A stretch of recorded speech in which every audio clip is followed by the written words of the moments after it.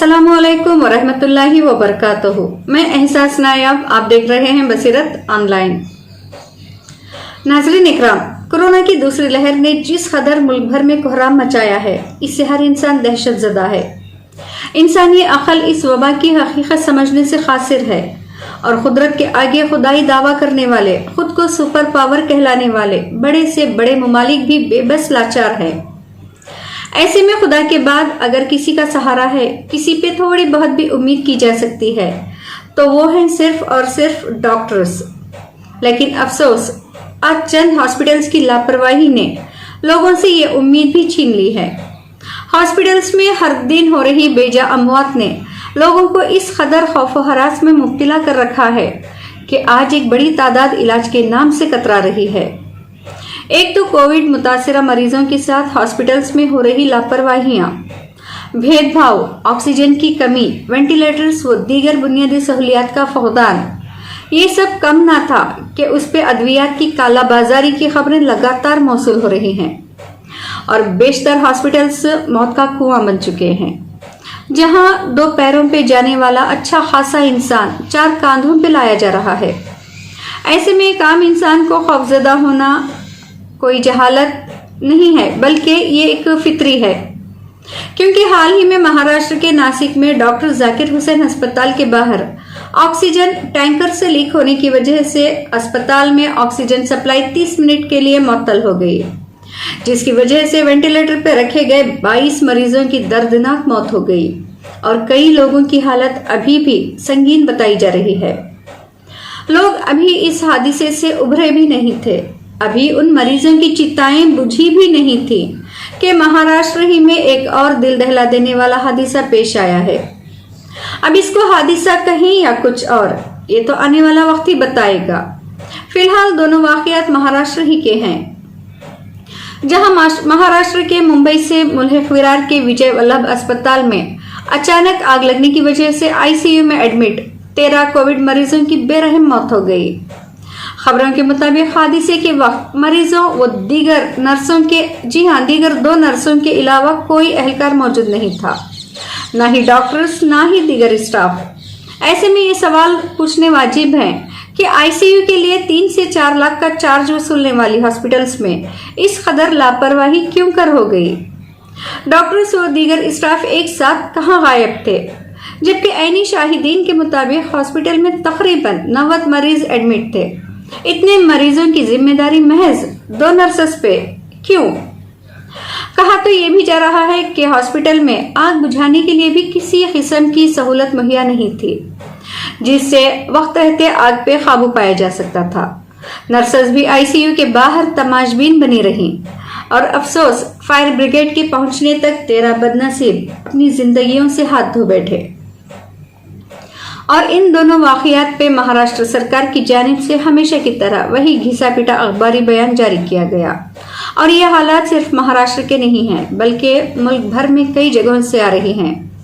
यहाँ पे हमारा मकसद किसी को डराना, बदजन करना या वरगलाना हरगिज नहीं है और इस बात पे कोई शक भी नहीं है कि हमारे तिबी एहलकार, डॉक्टर्स, नर्सेस व दीगर मेडिकल स्टाफ का इस पेंडेमिक में कितना अहम किरदार रहा है।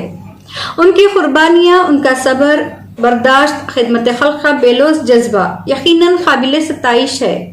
लेकिन इस बात को भी हम झुटला नहीं सकते कि आज भी हमारे दरमियान लाल चंदानी जैसे जमीर फरोश, लालची किस्म के डॉक्टर्स के भेस में छुपे दरिंदे मौजूद हैं, जो तासुब के चलते इंसानों को जहर का इंजेक्शन देकर कत्ल करने की बात करते हैं और ऐसे भेड़िए ही इंसानी जानों के सौदागर बने घूम रहे हैं।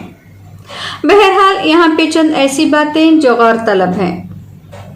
गुज़िश्ता साल मुल्क में कोरोना अचानक तो नहीं टपका था, बल्कि 2019 नवंबर के आखिर में ही कई ममालिक में इसके असरात नुमायां होने लगे थे, जिसका जिक्र कांग्रेस सदर राहुल गांधी ने अपने ट्वीट के जरिए किया था।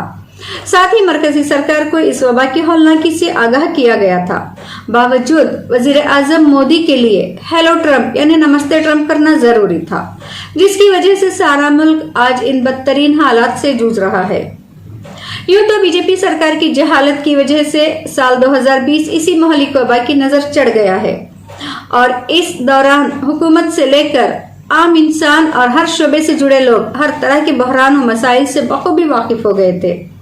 बावजूद 2021 के लिए सरकार की जानिब से इस वबा से बचने के लिए किसी भी किस्म के इक़दामात, एहतियाती तदाबीर, मनसूबाबंदी नहीं की गई। ना ऑक्सीजन सप्लाई बढ़ाई गई, ना बेड्स का इंतजाम किया गया, ना ही वेंटिलेटर्स बढ़ाए गए।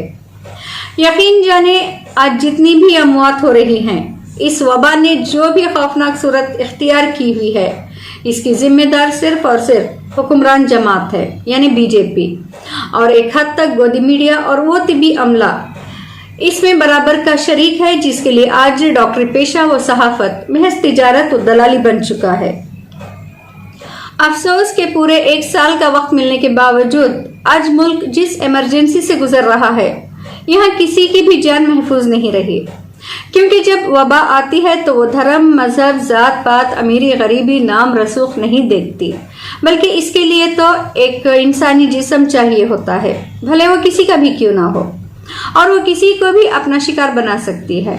फर्क बस इतना है कि मिडिल क्लास व गरीब तबका इलाज से महरूम, परेशान हाल, दर दर की ठोकरें खाता है। वहीं यहाँ तक कि मरने के बाद इसकी लाश जलाने के लिए लकड़ियां तक मैसर नहीं होती, बल्कि लावारिसों की तरह कूड़ेदानों में, कचरे की गाड़ियों में सड़ने गलने तक छोड़ दिया जाता है। वहीं एक मालदार पानी की तरह पैसा बहाकर कम अज कम अपने लिए बेहतर इलाज के लिए कोशिश तो करते हैं।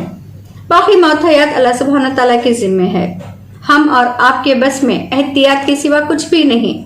सो हर इंसान अपनी जान का जिम्मेदार खुद है।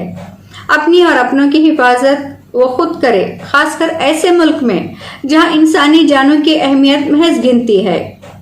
वैसे भी यहाँ हमारी निकम्मी सरकार से कोई उम्मीद करना भी बेवकूफ़ी है।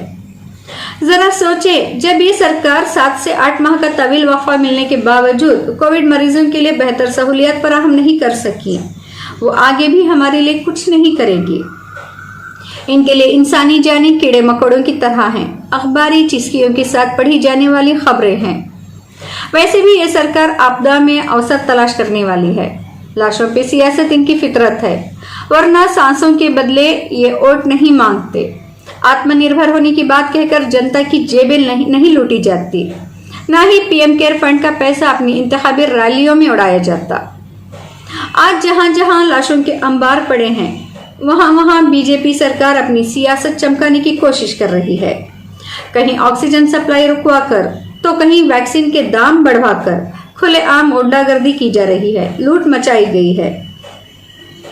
यकीन जाने अब हालात इस कदर खौफनाक हो चुके हैं कि अगर कोई इलाज के लिए हॉस्पिटल जाने की बात भी कहता है तो यूं लगता है मानो वो शिफाखाना नहीं बल्कि मौत के मुंह में दाखिल हो रहा हो। उस पे जिस तरह की बातें सुनने और देखने में आ रही हैं, वो तो मजीद परेशान कर रही हैं। अब ये अफवाह है या हकीकत अल्लाह बेहतर जानते हैं, लेकिन लोगों की आंखों में जो खौफ नजर आ रहा है, अपने अजीजों के लिए उनकी जो तड़प है, जिस तरह से ऑन कैमरा वो अपनी आप बीती सुना रहे हैं, सुनते देखते इंसानी रूह कांप जाएगी। इन तमाम हालात को देखते हुए अब हम मुसलमानों की भी जिम्मेदारी है कि सरकार पे भरोसा करने के बजाय खुद आगे बढ़कर हर शहर, हर इलाके में बिला तफरीक क्वारंटाइन सेंटर्स बनाएं। अपनी अपनी इस्तिताअत के मुताबिक ज़्यादा से ज़्यादा ऑक्सीजन और वेंटिलेटर्स का इंतज़ाम करें, ताकि ऑक्सीजन की किल्लत से कोई मासूम तड़प तड़प कर दम ना तोड़े। वैसे भी माह रमज़ान है, अगर इस साल हम अपना ज़कात किसी की जान बचाने के लिए इस्तेमाल करेंगे तो ये पूरी इंसानियत की खिदमत होगी, और मुसलमानों के लिए इससे बढ़कर खुशनसीबी और क्या हो सकती है। वैसे भी मुसलमान हमेशा बिला तफरीक भूखे को खाना और प्यासे को पानी पिलाता सवाब मानते हैं, तो क्यों ना आज किसी को चंद सांसें देकर हम ये सवाब कमाएं और अपनी नेकियां बढ़ाएं। रही बात ईद की शॉपिंग की और नए लिबास पहनने की, तो इन हालात के चलते हमारा ईद की खुशियां मनाना इंसानियत के खिलाफ है। अगर वही रकम हम इंसानी जानें बचाने के लिए इस्तेमाल करेंगे तो मुमकिन है अल्लाह सुब्हानहू तआला भी हमसे राजी हो जाएं और इस जानलेवा वबा से हमारी और हमारे अहले खाना की हिफाजत फरमाएं।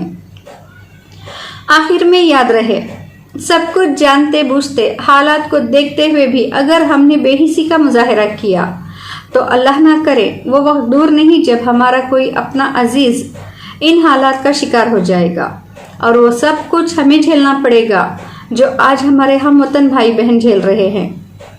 کتنی بے رحمی سے ان کے آگے ان کے اپنوں کی زندگیاں ختم کی جا رہی ہیں اور وہ بے بس لاچار آنسو بہانے کے سوا کچھ نہیں کر پا رہے. اللہ نہ کریں کل کو یہ آنسو ہمارے اور آپ کی آنکھوں میں ہو.